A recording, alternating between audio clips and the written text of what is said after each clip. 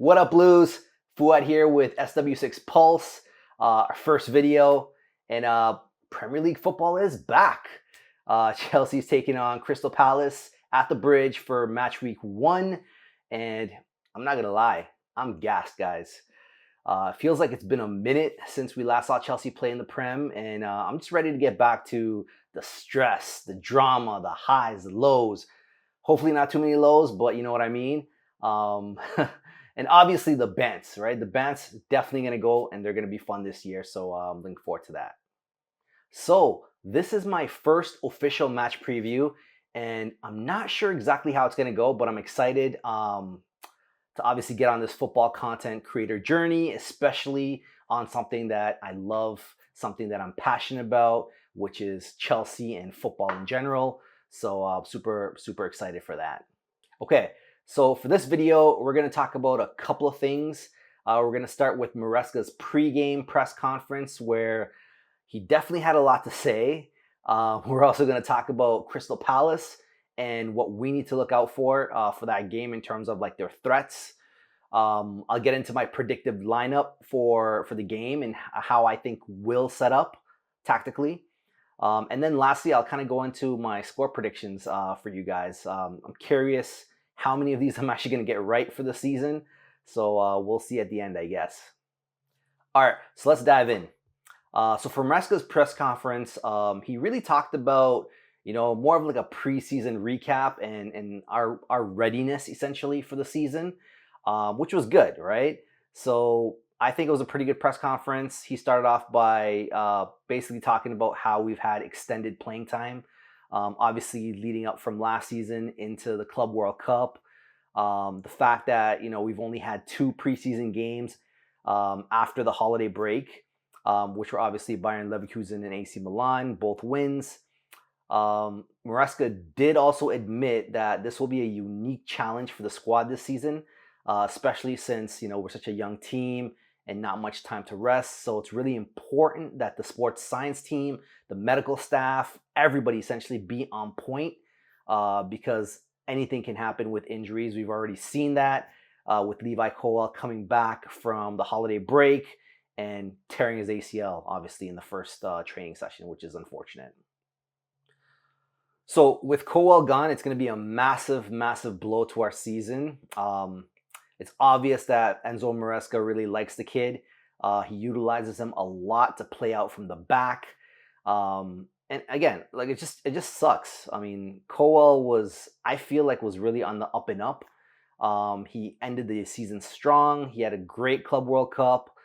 I feel like he was really coming into his own. And I expected him to have a really big season this year, especially since, when he first started for Chelsea after leaving Brighton on loan. There was a lot of like doubts and concerns from a lot of the fan base and a lot of critics out there saying that, is he good enough for Chelsea?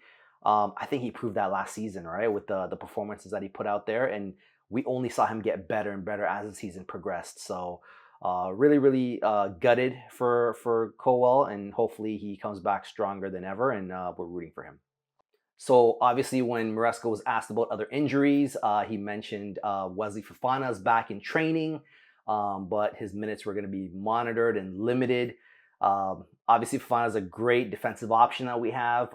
He plays really well when he's fit, but that's just it, right? Like he's hardly ever fit, right? And that's something that we need to look out for and monitor. Badiashile is still not fit, and Lavia has obviously sustained that muscle issue in the Club World Cup. So he's also a doubt for this game specifically. On the bright side, Chalobah is good to go. He's completely healthy. I know we had that little scare after the Milan game, but Maresca even joked about it, and he said that he just took him off because he was tired. So good things there. I expect to see Chalobah and Tosin kind of hold down the fort for the time being. So obviously with that said, Maresca did say that he's still looking internally for solutions for center back cover, which basically means that, he's looking at potentially Josh Achimpong. There's rumors right now circulating that Chelsea's thinking about reintegrating Renato Vega back into the squad just because he can help on that defensive front. but I'm not sure if Maresca really trusts either or to kind of like take him throughout the season. We've heard Maresca mention that he does need a center back, just again because he wants someone who's comfortable, who's probably more experienced, who can kind of play out from the back and make those like line breaking passes that we need. Maresca also talked about some of the attitudes and the outlooks that we have for this season. He didn't really share any specific targets like winning the Premier League or anything or any trophies or cups. All he's about is continuous improvement, one game at a time. I mean, which is smart, right? He's just minimizing the pressure on our young squad. But personally, I expect us to be in the title race, and between us, I honestly think we're going to win the title this season. I know it's a bold statement. I know some of you are going to roast me in the comments, but I'm actually very, very confident this season. I think that we have what it takes to actually compete and potentially win the Premier League. Granted, things are going to have to go in our favor a lot. We're going to make sure we don't have any major injuries to key players, obviously. I honestly think we can do it. So, if I'm wrong, hold me to it. But your boy's confident, so we'll see what happens. So Maresca also did briefly touch on Palace.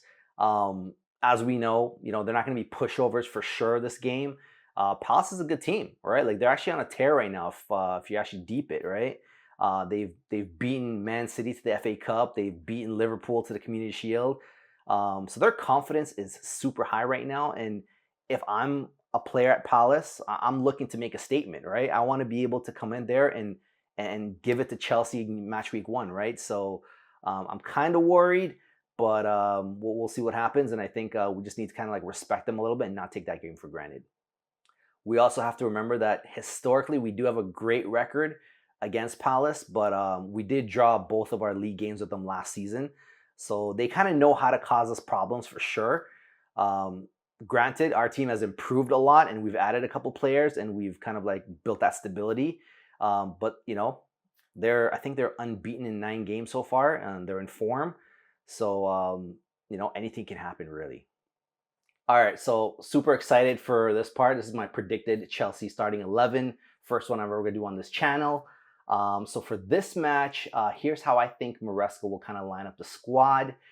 In goalkeeper, obviously we're going to go with Robert Sanchez. Had a great Club World Cup. Definitely earned the right to start over Philip Jorgensen, obviously. We didn't sign a new goalkeeper this season, but let's see how Sanchez does. I'm willing to give this guy a chance and see how he performs this season. Right back, we're going to go Reece James. Left back, we're going to go Cucurella. Obviously, those are the 2 best options. For the center back pairing, we're obviously going to have to go with Trevor Chalobah and Tosin as our only options right now and the most, safe options, I would say. Our midfield is going to be the midfield pivot of Caicedo and Enzo Fernandez, as usual. So our front, we're going to be looking at probably Pedro Neto on the right. He came off a great game against Milan, and obviously I think Maresca is going to start off the season a little bit more conservative. We could see Jamie Gittin start on the left, just because Matchweek is no longer there. And I do see obviously Cole Palmer is going to be in the 10. That's in the no-brainer there. And I believe we're going to see João Pedro up top. Liam Delap scored 2 goals in his last game. Great brace for him. Great confidence boost. But João Pedro he's just been on another level. So I think he earns a start with Delap obviously coming on maybe later on in the game. I can also see Esteval making his debut as well in the Premier League for, Jamie Gittins later down the line with potentially Neto moving on to the right to kind of accommodate that move. So yeah, there you have it. That's my predicted lineup for the game. Excited to see how that team's going to perform.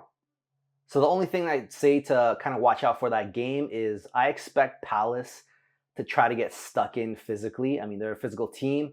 But if we control the ball, obviously dictate the tempo, I think we're going to have a comfortable game. One reason why I don't think Maresca will play someone like Josh Achampong in the back to start, obviously, is because Mateta is a problem for defenders. He's big, he's strong, he's fast. I just don't think Josh is physically ready to handle that right now. So definitely going to see Tosin and Chalobah in the back. All right, so for the big moment, when it comes to score predictions, I'm calling it Chelsea 3, Palace 1. I just feel like we have way too much attacking talents and threats. And our confidence right now is just on another level after destroying PSG in that Club World Cup final. With Palace's form also being pretty strong, it's possible that they will score, and that's why I give them that one goal. They have the pace and the counter threats. And like I said, Mateta is just a problem. Eze is a problem. So that's why I'm predicting 3-1 Chelsea win. All right, that's my take. What do you think? Do you got a different lineup in mind or a bold score prediction? Let me know in the comments, and because I want to hear from you, right? I want to hear what your thoughts are, because that's what we want to do. We want to have this engaging community. First video, let's definitely talk about it. All right, guys, so that's all I have for today. I hope you enjoyed this first official content from SW6 Pulse. Like I said, I appreciate your support by giving this video a like, subscribing to the channel, so obviously we can grow this community together and make more great content for you guys. Thanks for watching, guys. I'll catch you in the next video. Up the Chels.